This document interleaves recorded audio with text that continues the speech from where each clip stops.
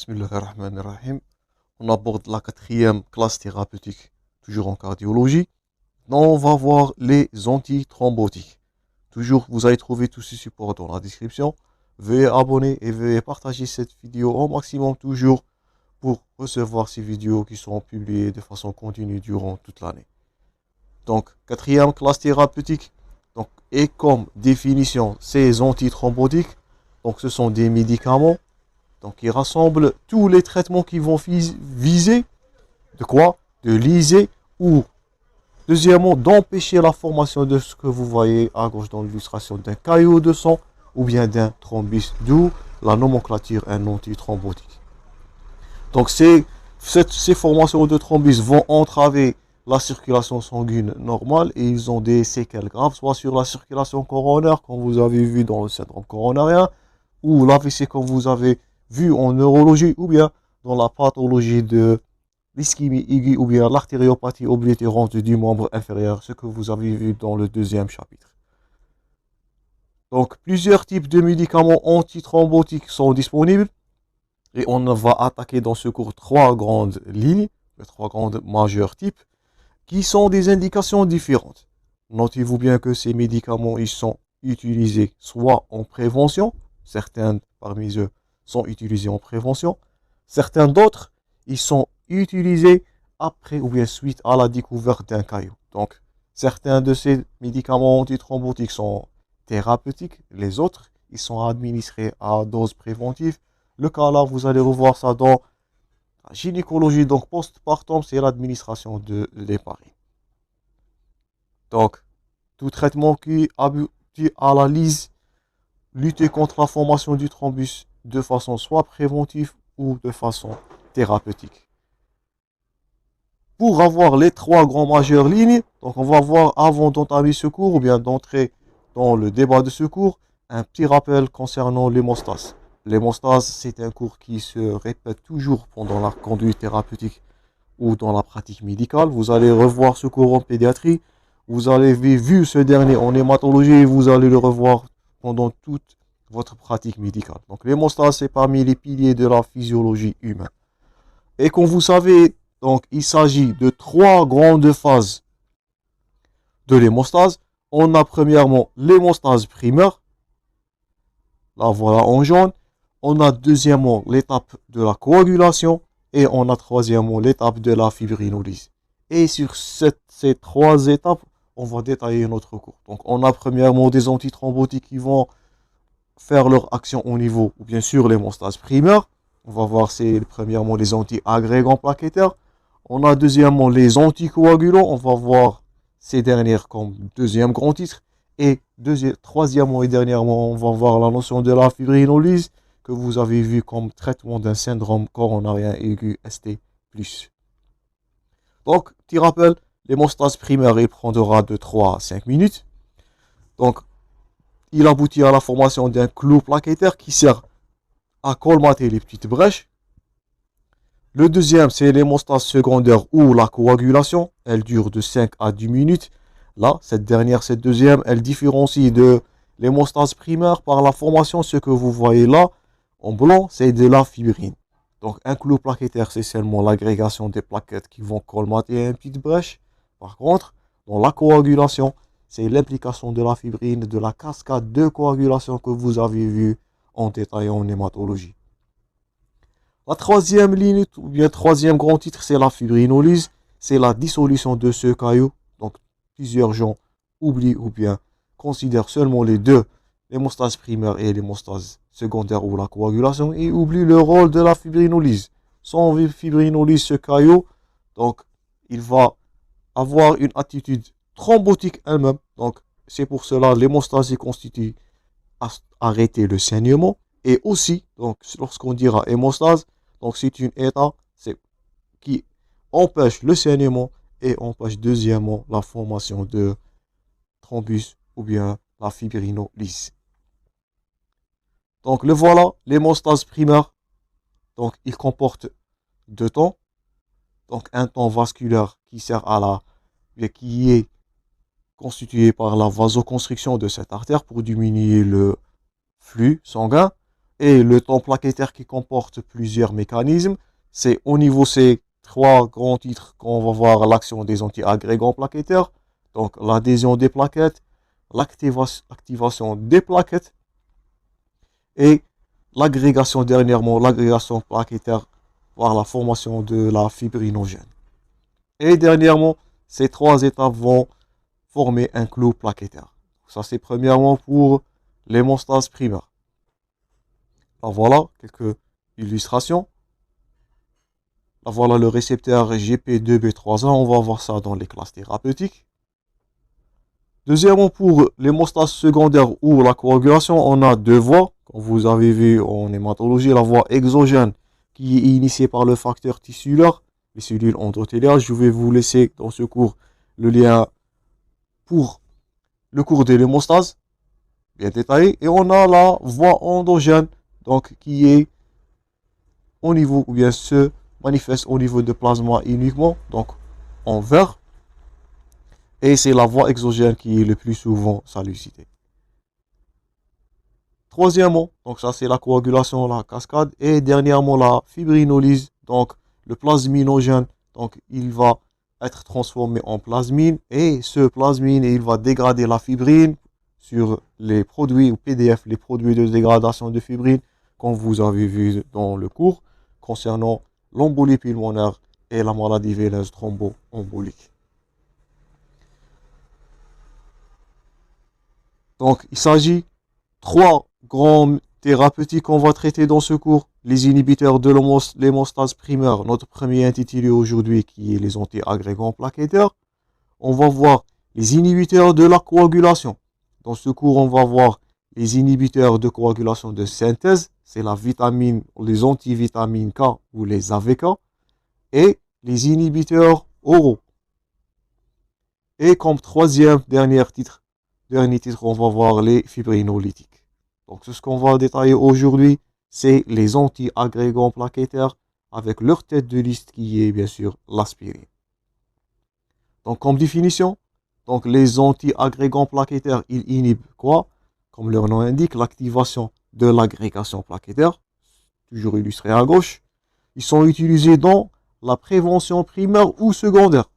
Donc, avant la survenue d'un accident ou secondairement. Donc, tout ce qui est en gras, bien sûr, c'est à retenir. Et ce sont, bien sûr, termes fréquents d'examen. Donc, ils sont utilisés pour la prévention primaire ou secondaire, comme on avait dit, des complications thromboemboliques artérielles. Il s'agit de trois grandes classes. On a premièrement les inhibiteurs de la cyclooxygénase 1. Le tête de liste, ou bien le médicament le plus connu, c'est de l'aspirine. On a deuxièmement les inhibiteurs de la voie de l'ADP. Donc, c'est le tricaglélor, ou bien le ticaglélor, le clopidogrel, le prasugrel. Et troisièmement, on a les antagonistes directement sur les récepteurs de GP2B3A. Donc, on va voir dans ce cours du moins invasif jusqu'au plus invasif. Donc, les anti-agrégants plaquettaires sont les molécules de première intention. Ils sont ordonnés par ordre de puissance inhibiteurs de cyclooxygénase, suivis par les inhibiteurs de l'ADP, ticagrelor et le clopidogrel. Gardez-vous bien ces deux médicaments. Et troisièmement, donc les antagonistes des récepteurs GP2B3A. Donc, le cas là indiqué ou bien le médicament indiqué dans votre support, c'est l'apiximab. Et ce dernier, il est le plus puissant et qui est irréversible. On commence notre démarche premièrement par l'aspirine, la molécule que vous connaissez tous. Donc, qui est sur le plan enzymatique, c'est un inhibiteur irréversible. Notez-vous bien ce terme-là, peut-être une question d'examen. Donc, l'aspirine, c'est un inhibiteur irréversible de la COX-2, donc la cyclooxygénase de type 1. Il va entraîner la diminution et la production du thromboxane A2. Donc, à faible dose, lorsqu'on dira faible dose entre 75 et 325 mg, il existe une inhibition préférentielle du TXA2, donc c'est une substance qui est pro-agrégante au niveau des plaquettes, et c'est cette caractéristique-là qui donne à l'aspirine leur caractère anti-agrégant plaquettaire. Mais pas seulement c'est un inhibiteur de la COX-2, à forte dose, Donc ça, vous avez vu dans votre pharmacologie. Donc c'est le caractère anti-inflammatoire qui joue le rôle de l'inhibition à la deuxième enzyme qui est la COX-2. Donc l'aspirine, on répète, notre première classe thérapeutique, première molécule, premier traitement, c'est de l'aspirine. C'est un inhibiteur, on répète, irréversible de la COX-2. Il ne joue pas seulement le rôle au niveau de ce récepteur, il joue aussi une autre dose à forte dose. C'est pour cela qu'on administre l'aspirine à faible dose. C'est indiqué dans votre support, entre 75 et 325 mg. Si on dépassera les 325 mg, cette aspirine, elle va inhiber la deuxième voie. C'est l'enzyme de COX-2, donc le cyclooxygénase 2, qui va avoir un effet anti-inflammatoire et ce n'est pas un effet antithrombotique. Donc si on vous pose la question, l'aspirine, c'est un anti-agrégant plaquettaire qui inhibe le COX-1 mais à faible dose. Si on augmentera la dose, on va perdre cet effet anti-agrégant plaquettaire et cette dernière molécule, elle va devenir un anti-inflammatoire non stéroïdien. Donc là voilà, liste multiple des anti-inflammatoires stéroïdiens que vous connaissez toujours. Donc gardez-vous en tête, faible dose inhibiteur COX-1, augmentation de la dose. Donc tout ça c'est de la pharmacologie, c'est un inhibiteur du COX-2 et c'est un anti-inflammatoire non stéroïdien. Maintenant le titre le plus important, donc vous devez garder chaque molécule, leur effet, leurs caractéristiques, soit réversible, soit irréversible, à quelle étape ils jouent leur rôle, faites attention à ça. Et bien sûr, les indications, les contre-indications et les effets secondaires, ils sont à retenir par cœur d'après ce cours. Donc c'est la méthode qu'on va détailler ce cours-là. Donc chaque classe thérapeutique est à retenir avec ces 4 grands titres: caractéristiques, indications, contre-indications, effets secondaires. Les indications thérapeutiques, donc je vous invite à prendre note. Donc c'est premièrement la phase aiguë d'un syndrome coronarien aigu avec et sans sus-décalage du segment ST. Donc vous avez vu le syndrome coronarien dans le deuxième chapitre. L'aspirine consiste à un traitement de première intention de ce dernier. Donc on administre l'aspigique 150 à 300 mg. Vous voyez toujours la dose c'est inférieure, on répète, à 325 mg. On veut avoir l'effet anti-agrégant plaquettaire. On n'est pas en train de chercher un effet anti-inflammatoire. Ou bien Péros, donc la première Péros, ou bien par injection intraveineuse. Vous voyez toujours 75 jusqu'aux 250 mg inférieur à 325. Si la gestion orale elle est impossible ou c'est le patient là il est inconscient. Donc première indication si on vous pose la question, syndrome coronarien, post-infarctus du myocarde, la mise en place, après la mise en place d'un stent ou d'une angor instable comme traitement préventif après le stent. Donc on ne veut pas avoir une thrombose sur stent. L'angor instable pour avoir une fluidité sanguine moindre, donc pour faciliter le travail sanguin. Elle est à administrer, donc là toujours c'est l'aspigique. Elle est à administrer aussi dans l'ischémie aiguë transitoire en neurologie. Elle est administrée en cas d'AOMI de pontage en gorge. Donc, ce que vous voyez là, c'est l'angor. Là, l'angor, toujours dans les complications, vous allez voir des troubles de rythme par stase. Là, est une indication aussi devant un accident ischémique transitoire, un AIT. Ou bien, totalement un accident vasculaire cérébral.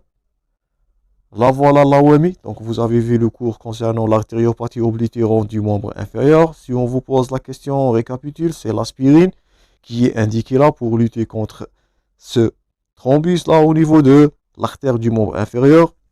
Ou bien, devant certaines interventions chirurgicales comme un pontage coronarien. On répète toujours, la posologie est faible, entre 75 à 160 mg par jour. Donc, gardez-vous en tête, 325. C'est le seuil thérapeutique anti-agrégant plaquettaire de l'aspirine. Si on dépassera ça, donc ça c'est le caractéristique à retenir depuis cette première molécule dans l'aspirine. Deuxième titre, c'est les contre-indications. Donc allergie à l'aspirine, vous avez entendu en pneumologie, on avait parlé du syndrome de Vidal. Allergie à l'aspirine plus polypose nasale. Donc consultez-vous le cours de l'asthme. Donc, pour plus d'informations concernant cette origine allergique, donc allergie à l'aspirine ou le syndrome de Widal, elle est contre-indiquée. Vous avez ça dans votre pharmacologie contre un ulcère gastro-duodénal évolutif. Il s'agit d'une contre-indication absolue entre ulcère gastro-duodénal et les anti-inflammatoires ou bien de l'aspirine. Pourquoi? Cette dernière, elle est érosive, donc elle peut causer une hémorragie digestive qui peut être mortelle. Consultez-vous le cours concernant les ulcères gastro-duodénales pour plus d'informations. Contre-indication, l'association de l'aspirine aux anti-inflammatoires non stéroïdiens. Donc, c'est un inhibiteur sélectif de la COX-2 ou bien les AINS non sélectifs, donc elle n'est pas recommandée. Donc, associer l'aspirine aux AINS contre-indication par stimulation de la COX-2 ou bien par l'inhibition plutôt de l'enzyme COX-2 et qui a un effet anti-inflammatoire potentialisé. Donc, allergie à l'aspirine, contre-indiqué. Ulcère, faites attention à cette erreur. Maladie hémorragique congénitale, donc le cas de l'hémophilie par exemple, ou l'association à l'aspirine et anti-inflammatoire non stéroïdien, elle consistera une autre contre-indication. Dernièrement, les effets secondaires, donc là voilà, une maladie hémorragique congénitale, faites attention à administrer de l'aspirine, contre-indication totale devant une thrombopénie par exemple, l'hémophilie A, l'hémophilie B, contre-indication absolue, faites attention à commettre cette erreur à l'aspirine. C'est une molécule qui est accessible. Et faites attention, cette dernière, cette molécule, elle est potentiellement grave et contre-indiquée absolument contre l'hémophilie. Les effets secondaires, donc les effets gastro-duodénal. Donc, si le patient il a un ulcère gastro-duodénal, donc elle va donner de l'hémorragie digestive, elle va donner une anémie fériprive par saignement occulte. Cet effet, donc parmi les effets secondaires, premièrement, donc les hémorragies et l'anémie fériprive. Autres effets secondaires, donc ils sont liés à l'inhibition du système de prostaglandine. Donc plutôt que les doses fortes anti-inflammatoires, car aussi c'est pour cela qu'on avait insisté sur la dose. Donc à dose élevée, cette aspirine elle deviendra un anti-inflammatoire non stéroïdien, elle va inhiber la prostaglandine. Et cette prostaglandine participe à la synthèse du mucus gastrique. Donc par effet indirect, l'aspirine, elle joue le rôle inhibiteur de la prostaglandine anti-inflammatoire non stéroïdien. Faites attention aux doses, toujours à administrer à faible dose. C'est ce qui est à retenir de cette première partie. La prostaglandine sert à la sécrétion du mucus et peut donner un ulcère gastro-duodénal. Les autres effets hématologiques. Syndrome hémorragique toujours qui consiste à la contre-indication, l'épistaxis, les gingivorasies au niveau des muqueuses et je répète l'allergie à l'aspirine.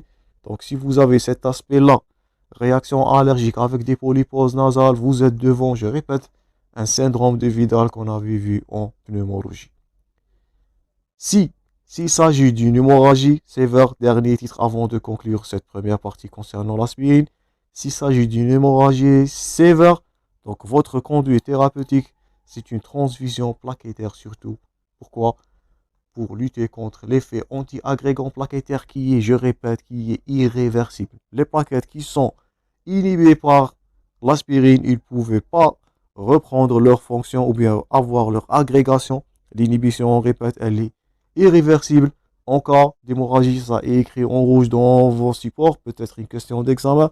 Elle nécessite une transfusion plaquettaire car l'effet de l'aspirine, on répète, il est irréversible.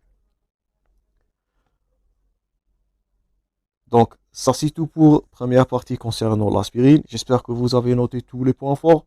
On va continuer dans les anti-agrégants plaquettaires. On va voir les inhibiteurs de l'ADP et les inhibiteurs spécifiques de GP, 2B3A prochainement. Donc, toujours bon courage dans vos préparations. Merci pour votre attention et à la suite du secours.